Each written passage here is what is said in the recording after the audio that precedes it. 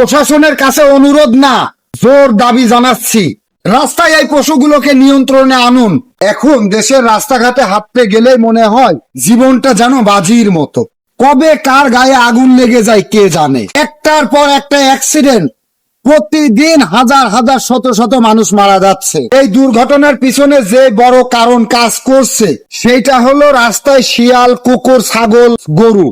এই পশুগুলো এখন রাস্তায় এমন ভাবে ঘুরে বেড়াচ্ছে যেন রাস্তাটাই ওদের বাপের সম্পত্তি। আমি নিজেও এমন এক দুর্ঘটনার শিকার হয়েছি কয়েকদিন আগে।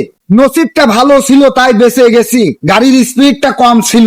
আল্লাহর রহমত, যদি গাড়ির স্পিডটা বেশি থাকলো তাহলে আজকে আপনাদের সঙ্গে আমি কথাও বলতে পারতাম না। ভাবুন তো এই পশুগুলোর জন্য প্রতিদিন কত পরিবার নিঃস্ব হয়ে যাচ্ছে। এখন প্রশ্ন, আমরা কি পশুদের দেশে বাস করছি নাকি মানুষের?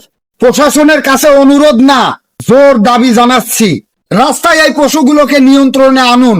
আশ্রয় কেন্দ্র তৈরি করুন, হাইওয়েতে টহল বাড়ান। যাদের গরু, ছাগল, বাছুর রাস্তায় ঘোরে তাদের বিরুদ্ধে কঠোর ব্যবস্থা নিতে হবে।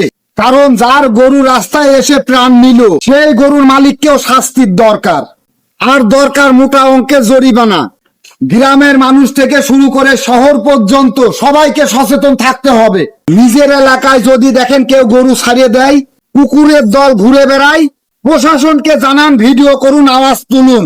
আমরা বলছি না পশুদের মেরে ফেলুন, আমরা চাই মানুষের নিরাপত্তা নিশ্চিত হোক।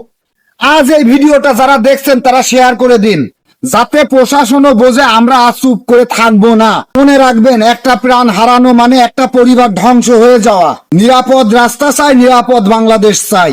প্রতিদিন অ্যাক্সিডেন্টে হারিয়ে যাচ্ছে হাজার হাজার প্রাণ। এবার পরিবর্তন আনুন।